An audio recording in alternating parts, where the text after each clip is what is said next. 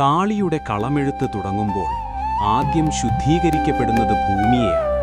കാരണം ദേവി ഇറങ്ങി വരുന്നത് ഭൂമിയുടെ മേലല്ല, അവളുടെ ഹൃദയത്തിലേക്കാണ്. മണ്ണ് ചാർത്തി നിശബ്ദത വിരിച്ച് മന്ത്രങ്ങളില്ലാത്തൊരു മന്ത്രം പോലെ കളമെഴുത്ത് ആരംഭിക്കുന്നു. ഇത് വെറും വരകളല്ല, ദേവിയെ വിളിക്കുന്ന വഴികളാണ്. കറുപ്പും വെളുപ്പും ചുവപ്പും മഞ്ഞയും പച്ചയും ഒന്നിച്ചു ചേരുമ്പോൾ രക്തവും അഗ്നിയും കരുണയും ഒരേ മുഖത്ത് തെളിയുന്നു. അത് ഭീകരതയുടെ മുഖമാണ്, അതേസമയം രക്ഷയുടെ ഉറപ്പുമാണ്. നാവ് പുറത്തേക്ക് നീണ്ട, കണ്ണുകൾ തീപ്പൊരി ചൊരിഞ്ഞ, ശക്തിയുടെ അതിരുകൾ കാത്തുനിൽക്കുന്ന ആ ദൈവരൂപത്തിൽ മാതൃത്വം ഒളിപ്പിച്ചിരിക്കുന്നു. ഭയം വിതറാനല്ല, ഭയത്തെ തോൽപ്പിക്കാനാണ് ആ കണ്ണുകളുടെ ദീപ്തി. ഓരോ വരയും ഒരു മന്ത്രം പോലെ, ഓരോ വൃത്തവും ഒരു പ്രതിരോധം പോലെ.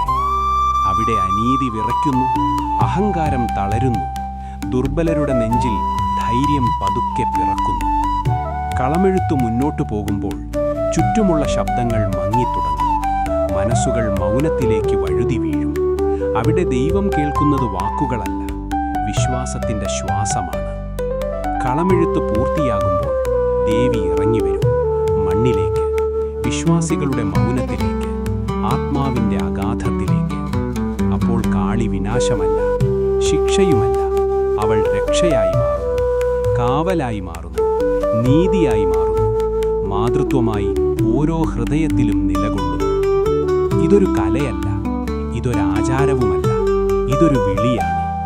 മണ്ണിൽ വരച്ച ദൈവത്തിൻ്റെ സാന്നിധ്യം, കാലം മാറിയാലും മാഞ്ഞു പോകാത്ത വിശ്വാസത്തിൻ്റെ